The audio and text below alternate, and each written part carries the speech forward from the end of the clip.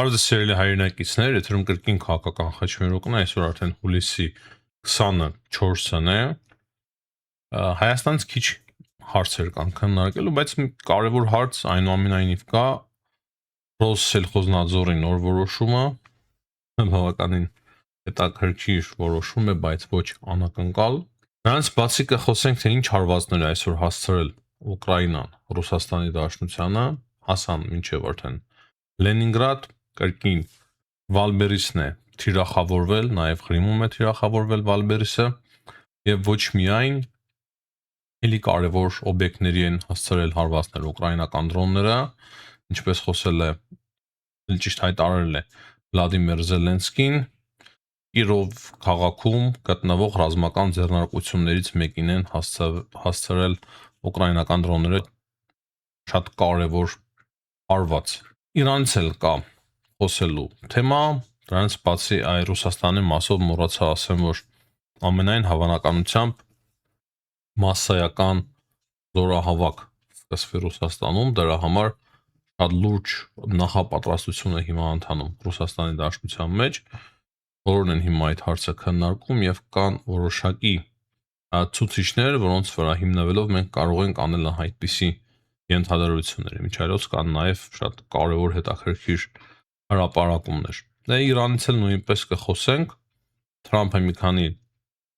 որոշում է կայացրել Իրանի մասով, որով որ շատ բան կարող է փոխել Իրանի համար։ Հիմա Իրանը բավականին բարդ իրավիճակում է հայտնվել, քանի որ ամեն հարվածի դիմաց կարող է արդեն ուրիշ բան տեղի ունենա Իրանի համար, ամեն հարվածի դիմաց քաղաքացիական նավերի, տանկերների։ Սկսում ենք մեր հաղորդումը անպայման սիրելի հայրենակիցներ, հիշեցնում եմ լայքերի համար, մոտ 70 բաժանորդագրություն մնաց, որ մենք դառնանք 47000 կամաց առաջ ենք գնում, դες հետ միասին չափազանց շնորհակալ եմ բոլոր նրանց, ովքեր որ արձագանքել էին նախկինում եւ հիմա էլ արձագանքում են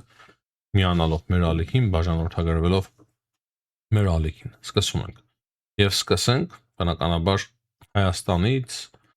Ռոսսելխոզնadzորը հաստատի Հայաստանում ստուգումներ է իրականացնում, որքան հասկանում ենք թույլ է տրվել Ռոսսելխոզնadzորին այդպիսի ստուգումներ անցկացնել, այդպիսի լիազորություն են երևի տվել Հայաստանի իշխանությունները, որ տարբեր ապրանքներ են ստուգում, օրեր առաջ մենք տեղեկացանք, որ ելակի մեջ էին ինչ-որ մի բան հայտնաբերել, վնասատումներ, հիմա այսօր հայտարարություն եղավ, որ կաթնամթերքի մեջ են հայտնաբերել ինչ-որ խախտումներ, ասում են, որ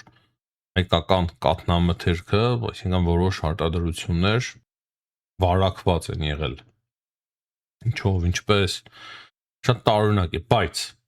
մենք պետք է մշտապես մեր շնորհակալությունը հայտնենք Ռոսսելխոզնadzորին,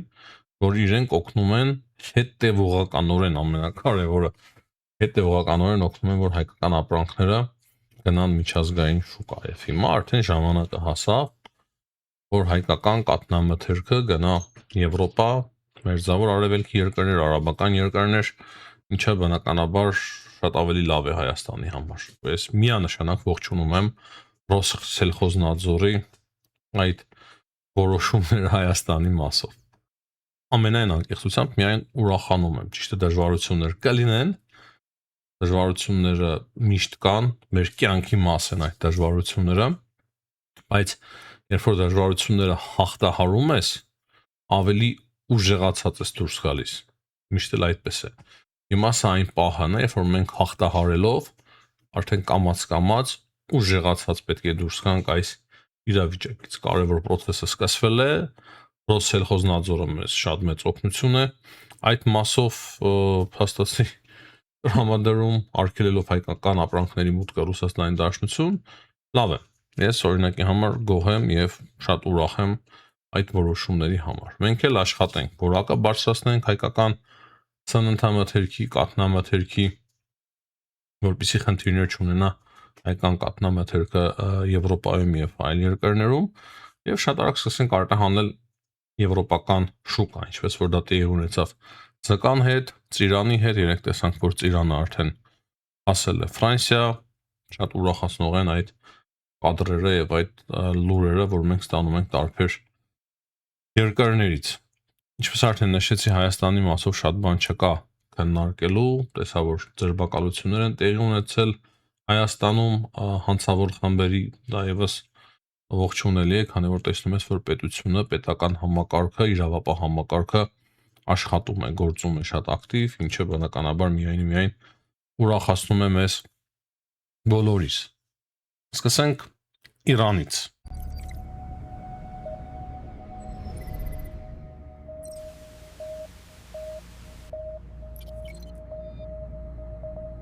Ուրեմն Թրամփի հայտարարությունը, ավելի ճիշտ հարցազրույցը Axios-ին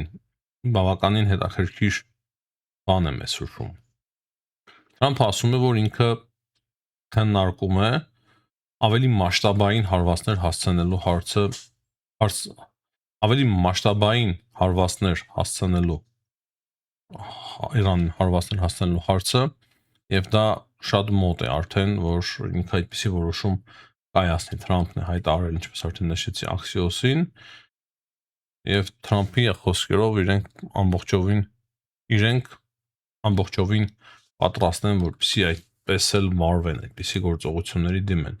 Այսինքն սա այն է, ինչի մասին ես ասում եմ, լայնածավալ չեն դեռևս հարվածները Իրանի նկատմամբ։ Իսրայելը մտահոգվել է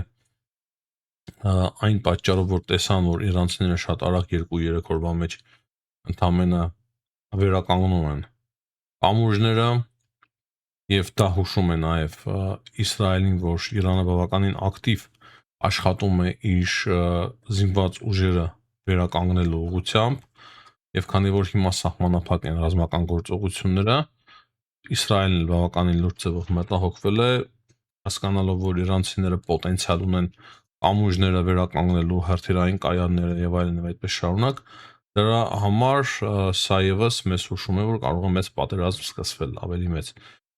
Չկրկնվեմ, ամեն օր այս մասին խոսում եմ։ Մեկ այլ կարևոր հայտարարություն ունենք Դոնալդ Թրամփից։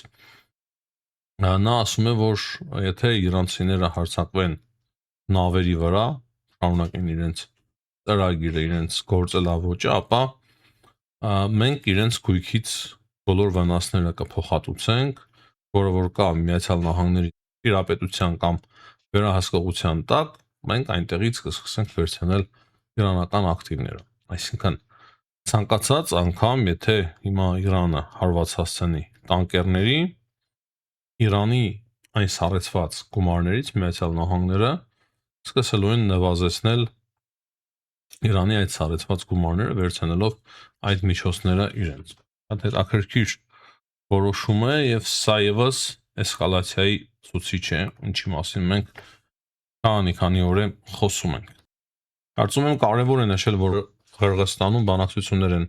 տեղի ունեցել Սերգեյ Լավրովի եւ Աբբաս Արաքչիի միջեւ, Իրանի արտգործնախարարի եւ Ռուսաստանի։ Ռուսաստանը տեսնում ենք, որ փորձում է օգնել Իրանին, տարբեր ձևերով օգնում է։ Այս հարցը շատ ակտիվ քննարկվում է Միացյալ Նահանգներում եւ ոչ միայն, եկել եմ այս հարցին անդրադարձել։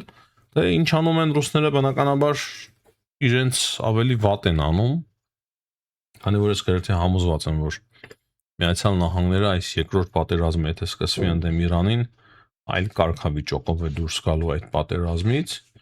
դրան ավարտին կհասցնեն ամենայն հավանականությամբ եւ մեծ փոփոխություններ են սպասվում Իրանին։ Մեծ փոփոխություններ արդեն կան ռուս-ուկրաինական պատերազմում եւ Ռուսաստանը օգնելով Իրանին ավելի է բարդացնում իր համար իրավիճակը։ Ես այսպես եմ տեսնում։ Դուք այլ պատկերացումներ ունեք, սիրելի հայրենակիցներ, անպայման կիսվեք ձեր կարծիքով, բայց ես տեսնում եմ, որ Իրանն էլ է գանում պարտության, դե Ռուսաստանը նույնպես շատ մեծ արագ տեմպերով։ Իրանը իմիջիալից ավելի էֆեկտիվ է կարողանում պաշտպանվել եւ հիմա մարդ վարել, քան նույն ռուսները Ուկրաինայում։ Ես այդպես եմ տեսնում իրավիճակը։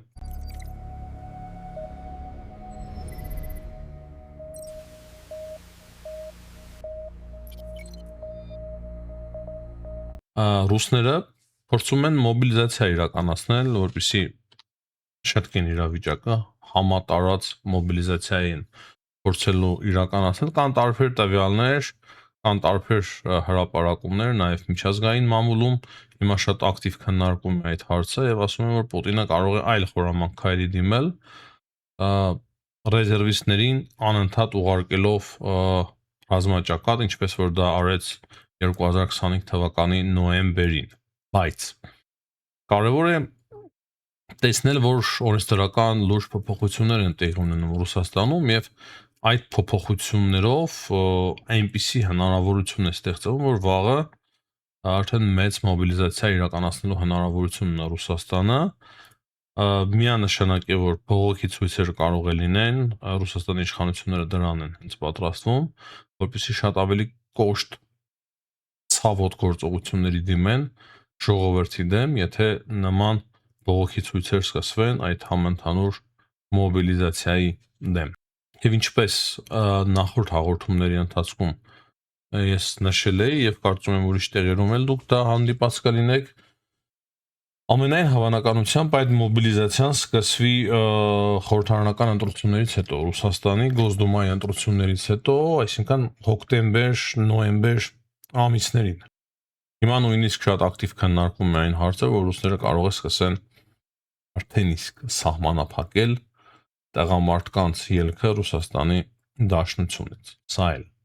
կա։ Դերևս կարծես թե խնդիր չկա մեծ հաշվով, բայց կամաց-կամաց գալիս ենք հենց դրան։ Ռուս-ուկրաինական պատերազմի մասով կարող եմ ասել, քանի որ սա էլ է պատերազմի մաս, Ֆյոդորովը մերժել է Զելենսկիին, Ֆյոդորովը նախին պաշտպանության նախարարն է, որ Զելենսկին հերացրել էր աշխատանքից, հենց Սիրսկի ընդհանուր ուկրաինական զորքերի հրամանատար Սիրսկի պահանջով, հետո տեսանք այն մեծ ցույցերը Կիևում, որոնք որ մինչև հիմա կարծես շարունակվում են, ստիպված էր Զելենսկին արդեն Սիրսկիին ազատել աշխատանքից, քանի որ ժողովուրդը սկսեց պահանջել դա, տեղեկանալով, որ կոնկրետ Սիրսկին է մեղավոր Ֆյոդորովի ազատման համար։ Հիմա Զելենսկին առաջարկ արեց Ֆյոդորովին, այսինքն Ուկրաինայի նախկին պաշտպանության նախարարին, որ ինքը զբաղեցնի փոխվարչապետի պաշտոնը, սակայն Ֆյոդորովը մերժեց Զելենսկին, ասելով, որ միայն պաշտպանության նախարարի պաշտոնում ինքը կարող է զբաղվել այն կարևոր գործով, այն կարևոր հաջողություններով, որը որ արձանագրում է ուկրաինական բանակը,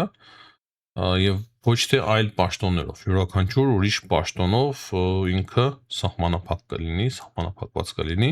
դրա համար ինքը մերժեց Զելենսկին եւ ասում է, որ միայն պաշտպանության նախարար լինելով ես կկարողանամ պայքարել կոռուպցիայի դեմ, որը որ կա բանակում եւ իրականացնել այն լուրջ բարեփոխումները ուկրաինական բանակում, որը որ արվում էր իր օրոք եւ որի կարիքը ունի ուկրաինական բանակը, այն նորամուծությունները, որոնք որ մտցրել էր իրենք, այդ թվում նաեւ ուկրաինական դրոնների վերջին հաջողությունները նույնպես կապում են Ֆյոդորովի հաջողությունների հետ, նորամուծությունների հետ բանակում։ Հիմա խոսենք թե ինչ հարվածներ է հասցրել այսօր Ուկրաինան Ռուսաստանի Դաշնությանը։ Առավոտյան տեղեկացանք, որ կրկին թիրախում է եղել Վալբերիսը եւ առաջին տեղեկությունը ստացանք Քրիմից, Սիմֆերոպոլից, որ հարված է հասցվել Վալբերիսի պահեստին։ Հետո դրանից հետո մենք տեսանք մի հաղորդագրություն, որը որ վերաբերվում էր կրկին Վալբերիսին, բայց ասում էին հավանաբար Տվերում հարված է հասցվել Վալդբերիսին, բայց սա էլ չէ ամենակարևորը։ Ամենակարևորը ուկրաինական հարվածներն են արդեն Սանկտ Պետերբուրգին։ Այդ Տվերում 13 ընդհանուր պայթյուն է գրանցվել ուկրաինական դրոնների աշխատանքի հետևանքով, նույնիսկ խոսվում է, որ նավթի պահեստ են խոցել ուկրաինացիները։ Լենինգրադը, այսինքն Սանկտ Պետերբուրգը եւ Լենինգրադի շրջան եղել է բավականին լուրջ ուկրաինական դրոնների հարձակման ներքո, մի քանի հարված է հասցրել Ուկրաինան Լենինգրադին, հատկապես ինչպես արդեն նշեցի, Վալդբերիսի պահեստին շատ մեծ մասշտաբի հրդեհ է, բազմաթիվ կադրեր կան, իմիջայլոց չգիտեմ որն է տարբերությունը, բայց նավթային օբյեկտներ այդպես լուրջ ձևով չեն այրվում եւ այդ կամ շատ ծուխ չկա, ինչքան որ Վալդբերիսի պահեստները, տեսնես ինչ են պահում այդ Վալդբերիսի պահեստների մեջ, որ այդքան շատ ծուխ ու կարակ կա հենց Վալդբերիսին հարվածների ժամանակ։ Դերևս 2-3 օր առաջ, երբ որ նոր սկսվեցին հարվածները Վալդբերիսին, խոսում էին, որ վնասը հասնում է 1.2 միլիարդ դոլարի, դրանից հետո էլի բազմաթիվ պահեստներ խոցվեցին Ռուսաստանում, կարծում եմ արդեն թիվը մի քանի անգամ գերազանցել է 1.5-2 միլիարդ դոլար, այսինքն շատ մեծ վնասներ է կրում Ռուսաստանի Դաշնությունը եւ տվյալ ընկերությունը այդ հարվածների հետևանքով, չնայած որ հայտարարում են կողքից, թե ապրանքների մի մասը այսօր կարողացել են փրկել թե Ղրիմում, թե Սանկտ Պետերբուրգում, բայց ամեն դեպքում մենք տեսնում ենք, որ շատ անձր ծուխ է եւ մեծ կրակ։ Զելենսկին քիչ առաջ հայտարարությամբ հանդես եկավ եւ նա ասում է, որ Ուկրաինայի պաշտպանության ուժերը հարվածել են Կիրով քաղաքում գտնվող ռազմական ձեռնարկություններից մեկին, որը մատակարարում էր տարբեր տեսակի բաղադրիչներ, ավիացիոն եւ հրթիռային տեխնիկայի համար Ռուսաստանի։ Հետաքրքիր է կարծում եմ անդրադառնալ եւ կարեւոր է անդրադառնալ Զելենսկի հարցազրույցին Թրամփի հետ հարաբերությունների մասով։ Թրամփը իմիջիայլոց շատ բարձր է գնահատել այդ հարցազրույցը, որտեղ որ Զելենսկին խոսում է այն մասին, թե ինչպես Վատիկանում 2025 թվականի ապրիլին, հիշում եք, Պետրոսի տաճարում նստած խոսում էին Զելենսկին եւ Թրամփը, ընդամենը 15-ից 20 րոպե է տևել այդ զրույցը եւ դա տևել է շատ քիչ համեմատ Սպիտակ տան հանդիպմանը, որը որ բավականին շատ սկանդալային հանդիպում էր, շատ վատավարտվեց Զելենսկի եւ Թրամփի համար եւ Զելենսկի խոսքով այդ 15-20 րոպեն Պետրոսի տաճարում շատ բան փոխեցին իրականում, ասում է որ պատմական պահ էր եւ այդ 15-20 րոպեն ազդեց իրենց հարաբերությունների վրա եւ փրկեց բազմաթիվ մարդկանց կյանքեր, այսինքն Թրամփի դիրքորոշման մեջ այդտեղ բավականին լուրջ փոփոխություն գրանցվեց։ Հենց նոր ստացա տեղեկություն, որ Կիևում լուրջ պայթյուններ են տեղի ունեցել, բայց որևիցե մանրամասներ այս պահի դրությամբ չկան, հնարավոր է հաջորդ հաղորդման ժամանակ արդեն ունենանք նոր մանրամասներ։ Ամենայն հավանականությամբ Ռուսաստանը նոր հարվածների ալիք է սկսել Կիևի ուղղությամբ։ Եվ մենք կարևոր տեղեկությամբ ավարտենք այսօրվա մեր հաղորդումը, սա վերաբերվում է արդեն Ռումինիային, քիչ առաջ Ռումինիայի նախագահը տեղեկացրեց, որ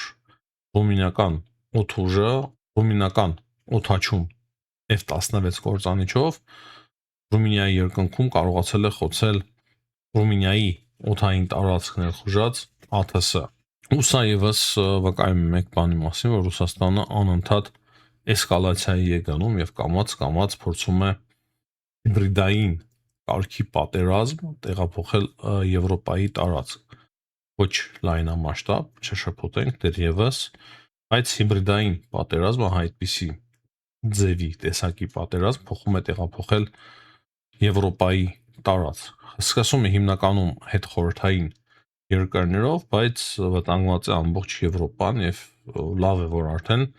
օրինակի համար նույն Ռումինիան կարողացել է շատ արագ արձագանքել եւ F-16 կործանիչով խոցել այդ ԱԹՍ-ն։ Հիմնականում այսքանը սիրելի հայրենակիցներ, հաջողություն եմ մաղթում բոլորին, ցտեսություն, կհանդիպենք։